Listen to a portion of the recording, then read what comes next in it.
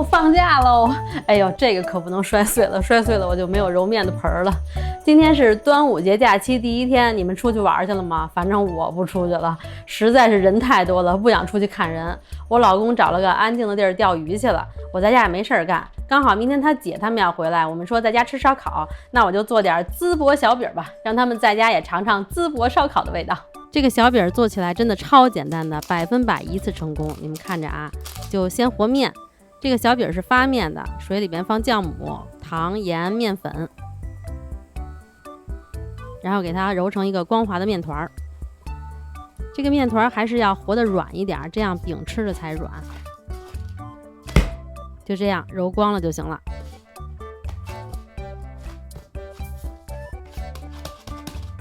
然后给它盖上发酵，不需要全发，发到1.5倍大就可以了。这是属于一个半发面的饼，我是发了50分钟。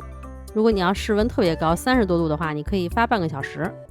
然后就给它搓成长条。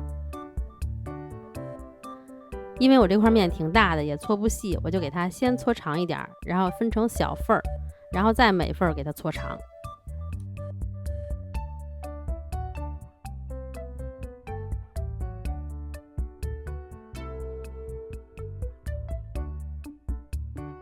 分的时候我就是随意分的，也没有具体去量每一个多少克，那太累了，就随意点，反正有大有小。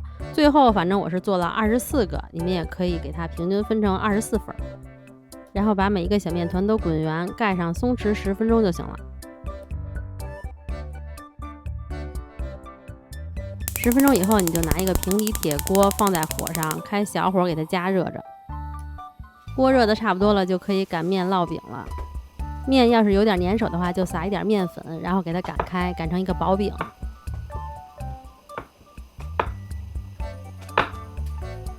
最后我就是擀到了这样的薄厚度。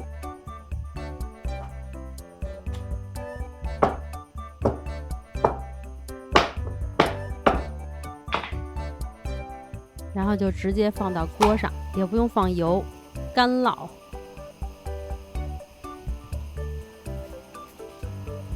等一会儿，你看它表面鼓起小泡泡了，底下应该就有点上色了，上色了就可以翻面了。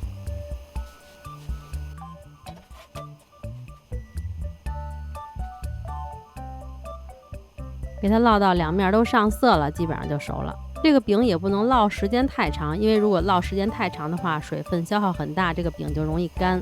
每家火的大小不同，你可以先用中小火试试，如果烙着合适，就一直用这样的火，这样就好啦。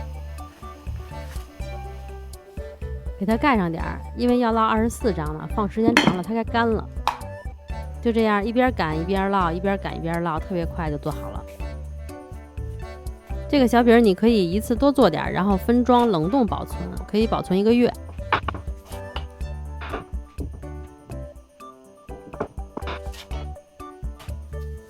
看我这个饼都烙好了，还挺软的吧？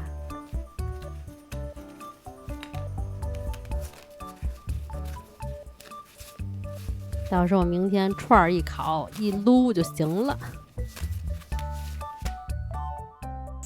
下午我们又去菜市场买了点生蚝，然后我又熬了一个蒜蓉酱淋在上边。二姐拿来的牛排、羊排、鸡翅什么的，我还又做了一个3杯鸡，还做了一个炒蛏子。这个是甜面酱和蒜蓉酱，是我们俩前2天从淄博没吃完带回来的，再蘸上烧烤料，小串一撸。来点葱，来根黄瓜，开炫。